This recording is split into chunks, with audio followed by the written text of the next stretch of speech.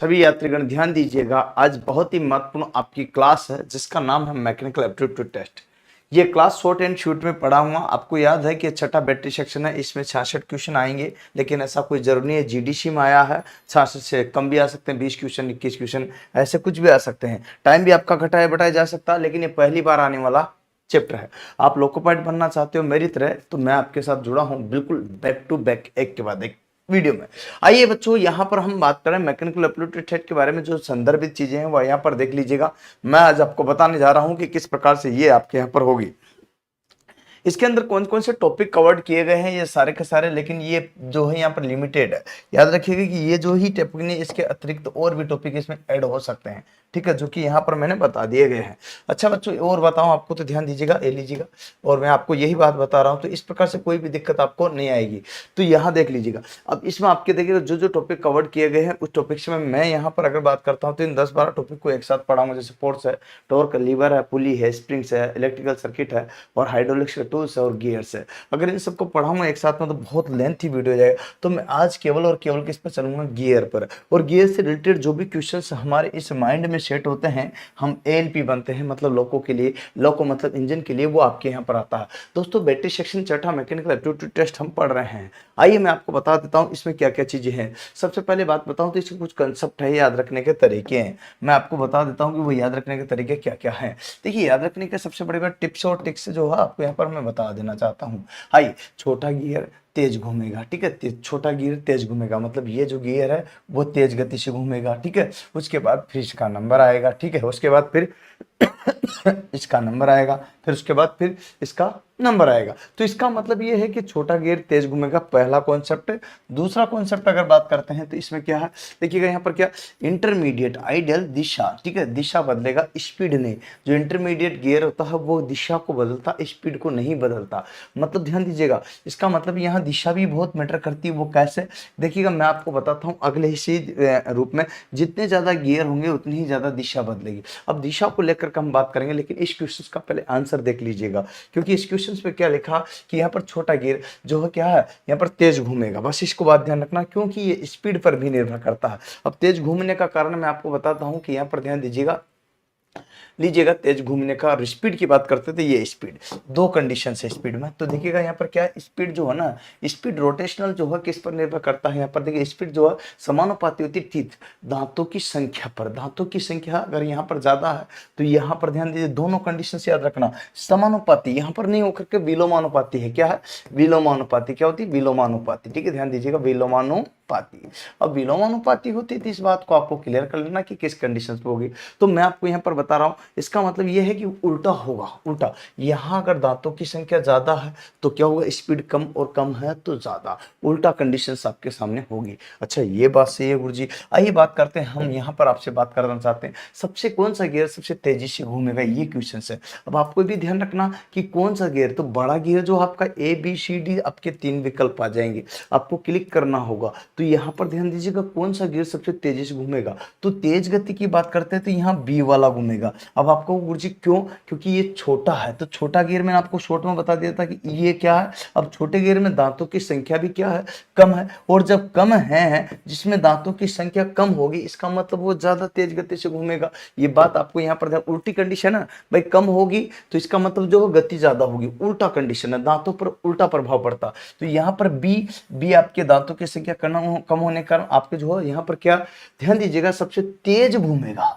क्योंकि आपने स्कूटर देखा होगा, स्कूटर का पहिया या फिर कार का पहिया छोटे होते हैं, लेकिन उनकी आरपीएम ज्यादा होता है। जबकि ट्रैक्टर का देखिएगा, ट्रक का देखिएगा, उनका जो है कम होता है। ये कारण क्योंकि उनके पहिए क्या होते हैं, बड़े होते हैं। क्या होते हैं, बड़े होते हैं। इसलिए आपको ध्यान रखना था, ये बड़े पहिया जो, यही सेम कंडीशन यहाँ पर होगी। तो आपको देख लेना। अब दूसरी कंडीशन क्या होता है, ये तो सिर्फ मैंने बताई यहाँ पर घूमने की बात, लेकिन पिक्चर अभी भी हमारी बात है, दिशा की बात करते हैं। तो दिशा का क्या नियम रहता है, दिशा का नियम यह है कि देखिएगा, क्या कंडीशन से क्लियर बता दूं, ठीक है।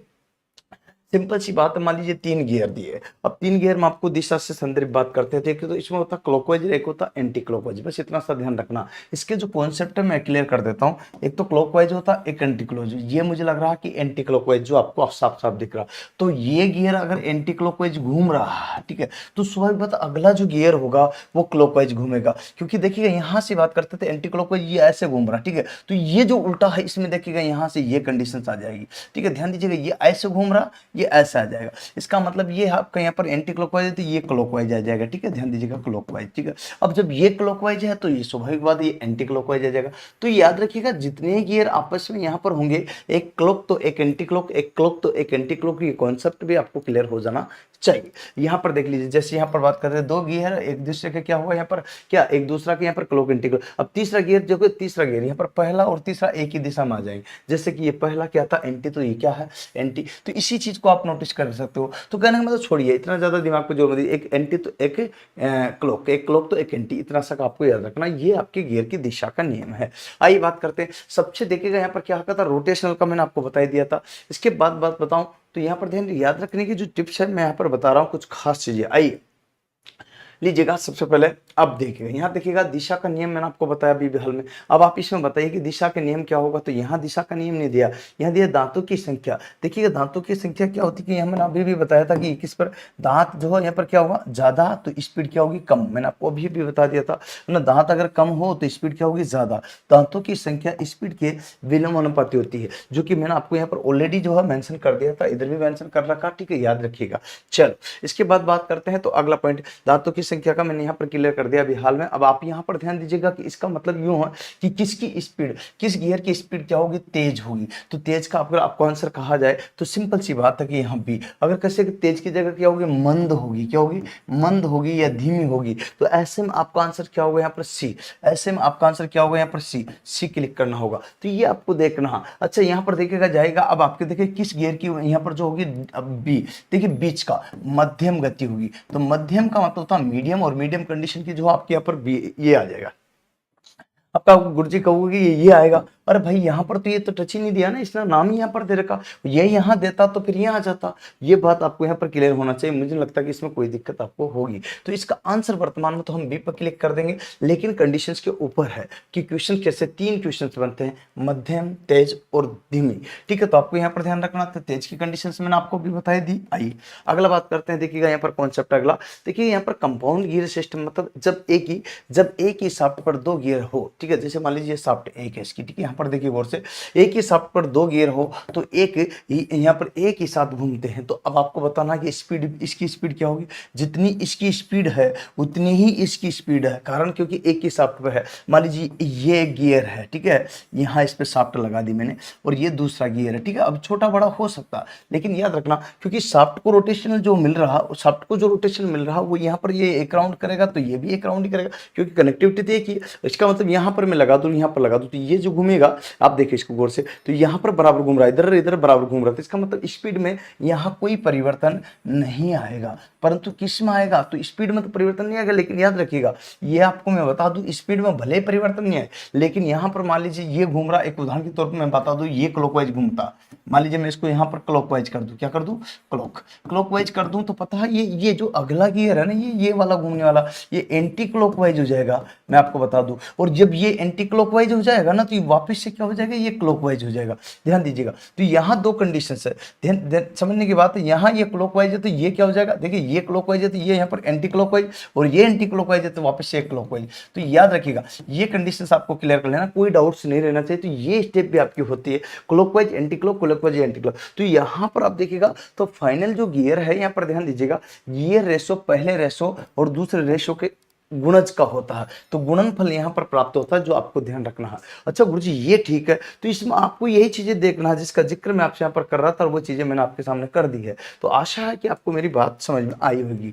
नेक्स्ट अगर बात करता हूँ तो इंटरमीडिएट गियर। इंटरमीडिएट गियर क्या होता है, बीच में लगा गियर केवल दिशा बदलता है, स्पीड और रेशियो को प्रभावित नहीं करता है। अभी भी बताया कि बीच में गिरा गया केवल दिशा, तो इसने तो क्या दिशा तो बदल दी, लेकिन ना तो स्पीड बदली और ना ही रेशियो बदला। जो रेशियो चल रहा है इसके साथ में बराबर वही चल रहा, तो उसको कोई प्रभावित नहीं कर रहा, केवल दिशा बदलने का कार्य इसने किया। इसका कार्य केवल इतना सा का इसने दिशा बदल दी, बाकी और कोई प्रभावित नहीं किया इसमें। अच्छा, बात करते हैं अगला। ठीक है, आगे यहाँ पर बात करते हैं, जब एक ही शब्द की बात बताई थी यहाँ पर। ठीक है, अगला आपके पास क्वेश्चन आ जाता है ये वाला। ठीक है, ध्यान देखिएगा, मैं आपको जुड़े हुए सारे सारे केवल गियर से संदर्भित बातें बताऊंगा। आइए बात करते हैं, तीन कोविल्स एक ट्रेन से जुड़े हैं। देखिए ये तीन कोविल्स जो एक ट्रेन से जुड़े हैं। ठीक है, और ये गियर एक्स की बात कर रहा, एक्स को वामावर्त घुमाने में। अब एक्स कहाँ रहा, यहाँ पर ये रहा, इसको वामावर्त मतलब एंटी क्लॉकवाइज। ठीक है, क्लॉकवाइज नहीं एंटी क्लॉकवाइज। अब आपको पता है ये तो क्लॉकवाइज होता तो एंटी क्लॉकवाइज हमारे विपरीत हो जाएगा, विपरीत की कंडीशन मतलब ऐसे।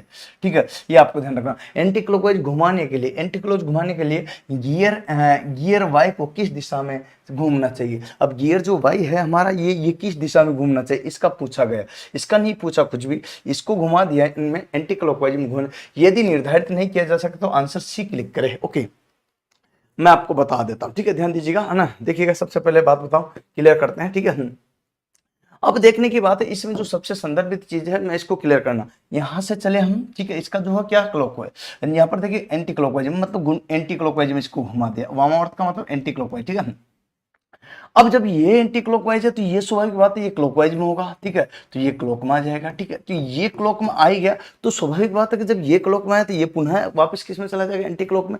तो ये चीजें आपको देखना, तो पुनः एंटी क्लॉक में ये चल जाएगा, तो आंसर कौन सा जाएगा, ए। तो ये आपको देखना, तो यहाँ पर ध्यान दीजिए, ये एंटी। ठीक है, ये क्लॉक में, ये एंटी क्लॉक में, ये क्लॉक में, फिर ये एंटी क्लॉक में, फिर अगला बैक टू बैक आता। तो इस टाइप की कंडीशन से तो आंसर हमारा क्या आ जाएगा इसमें, ए। ठीक है, तो आपको ध्यान रखना, ए आंसर पे क्लिक करके आ जाना, कोई दिक्कत वाली बात नहीं, चलेगा, दौड़ेगा। ठीक है, तो बच्चों ये रहा हमारा आंसर ए। अच्छा, यहाँ पर देखिए वही सेम कंडीशन, यहाँ पर क्या बीच में से, यहाँ पर क्या बीच का संदर्भ इसमें नहीं दिया। ठीक है ना, नहीं इसमें ये भी नहीं दिया। ठीक है, चलिए ये इसका नहीं है। ठीक है, चलिए बात करते हैं, इसका नहीं है ये पॉइंट। ठीक है, नेक्स्ट बात करते हैं अगला।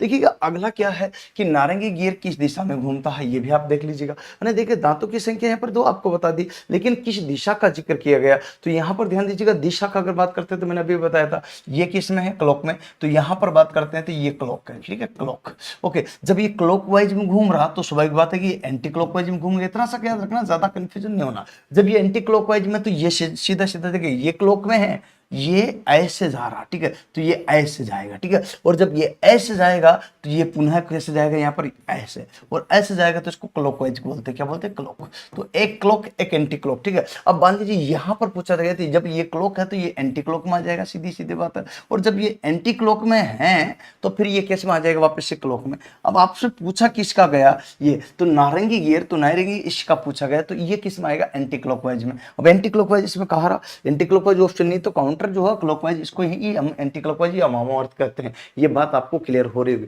देखिए बेसिक कंसेप्ट में यहाँ पर सारी चीजें क्लियर कराते जा रहा हूँ। आइए यहाँ पर इनको भी देख लीजिएगा, कंसेप्ट सारे क्लियर करा दिए मैंने, इसके आधार पर आप देख लीजिएगा, ये अभी हाल में जो क्वेश्चन से दिया हुआ वही है। अच्छा देखिएगा अगला क्वेश्चन है, थोड़ा सा इसमें आप भी सपोर्ट कीजिएगा, इसमें पीनियन वाली बात है। ठीक है, चित्र में दर्शाए गए रेक और पीनियन प्रणाली में यहाँ पर जो होते हैं रेक किस दिशा में घूमेगा। अब देखिए रेक का यहाँ पर यहाँ बताता हूँ, तो यहाँ पर राइट है और यहाँ लेफ्ट है, इतना सपोर्ट मैं कर देता हूँ। बाकी थोड़ा सा आपके लिए 1-2 क्वेश्चन से मैं डाल देता हूं, क्योंकि आपके लिए भी तो कमेंट में डालूं मैं, तो आप कुछ कमेंट्स कर सके। तो 1-2 क्वेश्चन आपके लिए मैं कमेंट्स में डाल देता हूं, जिनको कीजिएगा। बाकी आपको इस टाइप के पूरे क्वेश्चन चाहिए तो सीक्वेंस बद में आप हमारे साथ जुड़ सकते हो। आइए खैर आगे बात करते हैं। तो ये है पिनियन और इसको बोलते हैं बच्चों रेक। ये नीचे वाला भाग है जो क्या होता है, रेक होता है, ये वाला भाग। अब क्या होता है, देखिए ये घूम रहा है यहाँ पर, देखिए क्लॉकवाइज में, तो ऊपर वाला घूम रहा है क्लॉकवाइज में। गियर का नियम क्या कहता, जब ये क्लॉक में घूम रहा तो ये एंटी क्लॉक में घूम रहा है, इतना सा दिमाग लगाना, ज्यादा लगाने।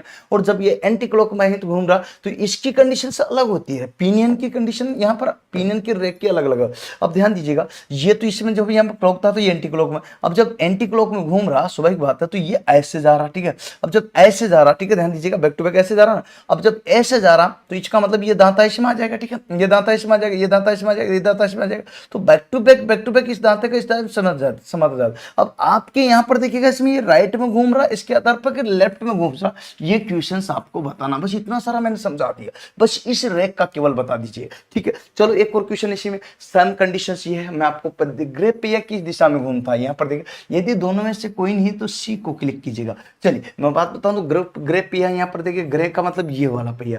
अब देखिए ये आपके जो एंटी क्लॉकवाइज में, तो इसको बोलेंगे एंटी। आपको तो ध्यान रखना, ये बात क्लियर है। जब ये एंटी में है तो स्वाभाविक बात है कि यहाँ से हम जा रहे हैं आगे, तो ये ऐसे घूम रहा, तो ये आगे आ रहा, ठीक है। तो इसकी कंडीशन, इसको बोलते हैं हम रेक, ठीक है।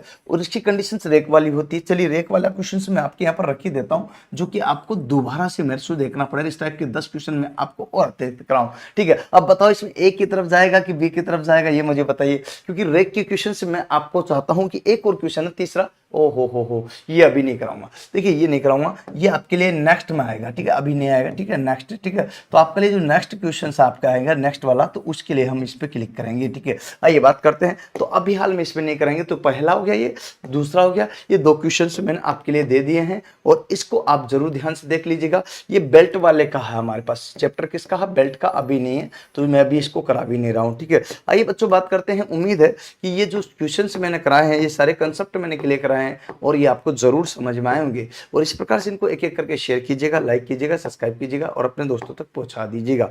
चलो अब उम्मीद है कि ये सारा कुछ समझ में आ गया हो। तो एक छोटा सा काम आपको करना है, गुरुजी वो क्या, वो कुछ भी नहीं करना, आपको कंप्यूटर लैब पर प्रैक्टिस करनी है। और आप चाहते हो कि कंप्यूटर लैब पर प्रैक्टिस करना, तो हमारे पास कोटा राजस्थान आ सकते हो। अच्छा इसमें क्या क्या है, ऑफलाइन में ये सुविधाएं मिलेगी और ऑनलाइन में ये सुविधाएं मिलेगी। ये ऑफर में चल रहा, तो अभी और भी आपको डिस्काउंट मिल जाएगा।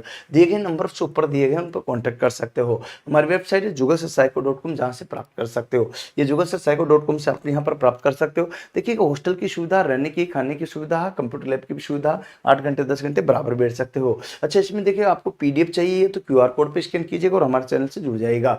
अच्छा इसके बाद में आप यहाँ पर प्राप्त कर सकते हो। ये हमारे दिए गए नंबर है, जिसमें अगर आपके एक नंबर न लगे तो किसी भी नंबर पर कॉन्टैक्ट करना। ये हमारी ऐप है जिसके माध्यम से कोर्स को बाय कर सकते हो। आपको आना कहाँ पड़ेगा, कोटा राजस्थान, गूगल पर सर्च कीजिए गूगल से क्लासेस, तो आसानी से आपको मिल जाएगी। ये सभी प्रकार के क्वेश्चन मैं अभी नहीं करा पाऊंगा, इसके लिए आपके नेक्स्ट वेट करना पड़ेगा, ठीक है। तो फिर यहाँ पर बैक टू बैक जो है चैप्टर वाइज मैं लेकर चलूंगा। आशा है कि आपको ये वीडियो सेशन पसंद आया, लाइक करना, शेयर करना, सब्सक्राइब करना। मैं जुगल सर इसी प्रकार से आपको अपडेटेड देता रहूंगा और नेक्स्ट बैक टू बैक एक एक चीज के लिए कराता रहूंगा। चलिए अभी के लिए विराम चाहता हूँ, फिर मिलते हैं नेक्स्ट वीडियो के साथ। जय हिंद, जय भारत, वंदे मातरम।